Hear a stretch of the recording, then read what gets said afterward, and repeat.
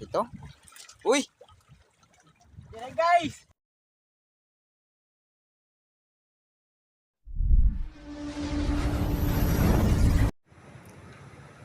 Good morning mga Panday Fisher Adventure.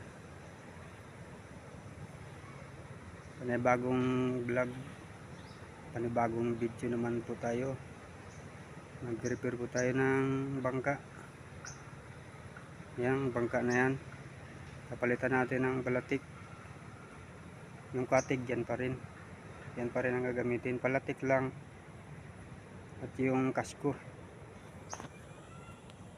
Yan po.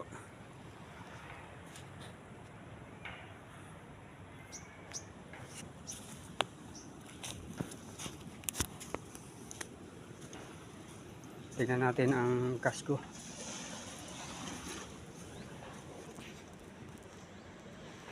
Ayan yung kasko nya, basag-basag na. Lagyan natin ng balagbag, ito ganyan, mga 8 balagbag.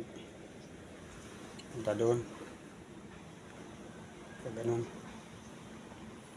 Hanggang doon ang basag niya sa may plataforma. Lagyan natin ng balagbag para hindi na magtubod. At yung mga crack na yan,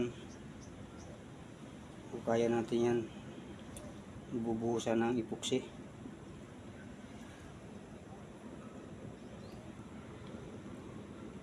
Ito, tatanggalin ba ito? Pati doon sa ilalim yan, may ano pa, may crack pa. So abangan na lang natin mamaya pag nalagyan na ng balagbag.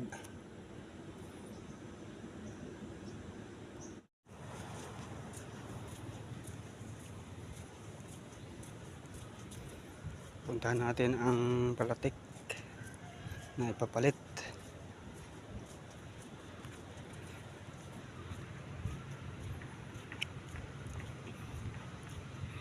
Ito ang palatik na ipapalit. 3 malalaki. Palitan ng malalaki at malambot daw yung dati. Manipis lang kasi.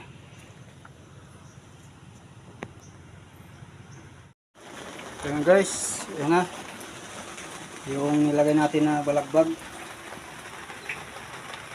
Ayan. Ayan o. Hintayin na lang natin na mag-init para matuyo itong tubig na to. Basa pa kasi baka hindi magdikit ang epoxy. Ayan.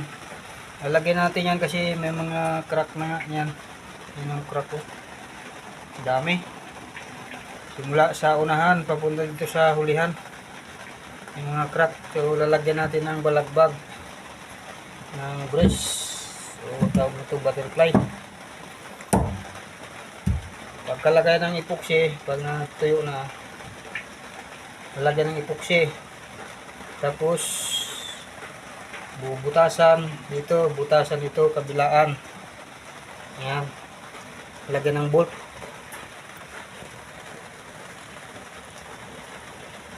Lagyan natin ng bolt para ano, mapigilan niya kabilaan, hindi siya magangat. Para ito hindi matulak ng ano, pag kumalang sa bato. Hindi niya maitulak kasi mayroon nang nakapigil, hindi siya mag-crack. Ayan, bali 8 lahat ang ilalagay natin guys. Papunta doon sa unahan hanggang doon sa may lagayan ng makina sa ilalim. Hanggang dyan ang biyak nyan. May problema sila sa laot, laging ano, isang oras lang, dami naman tubig. So yan guys, yan ang update natin ngayon. Abangan na lang pag na-epoxy na. Lakas kasi ng ulan ngayon, laging basa. Right mga guys, yan ang update ngayon sa ating i-repair na bangka. Basag na kasko, ayan na. Lagyan na natin ng bolt. Ito yung bolt kabilaan. Tapos itong basag hinukayan ko yan para malagyan ng epoxy. Tulad yan, oh.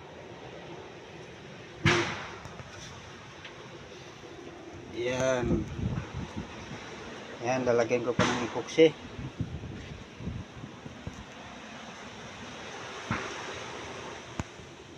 Ito doon, sa ilalim ng makina.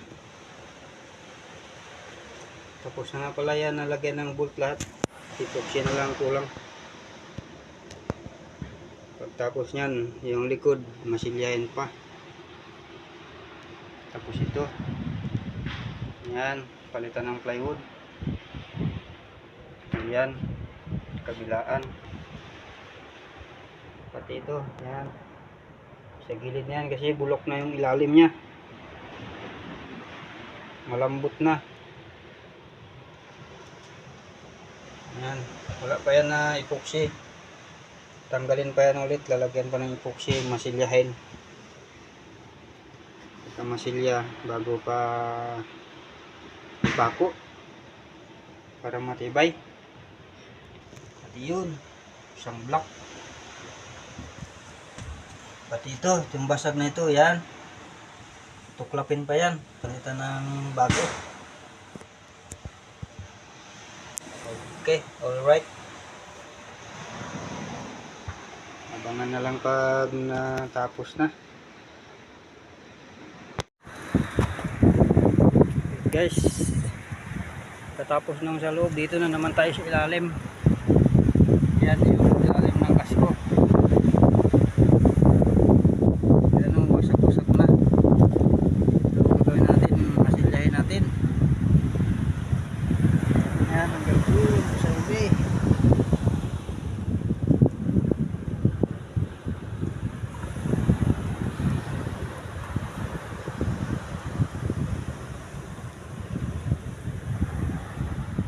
Yun. Okay. So, magtitimpla na tayo, guys. Tayo ng epoxy. Ayan. Nansag epoxy. Pioneer.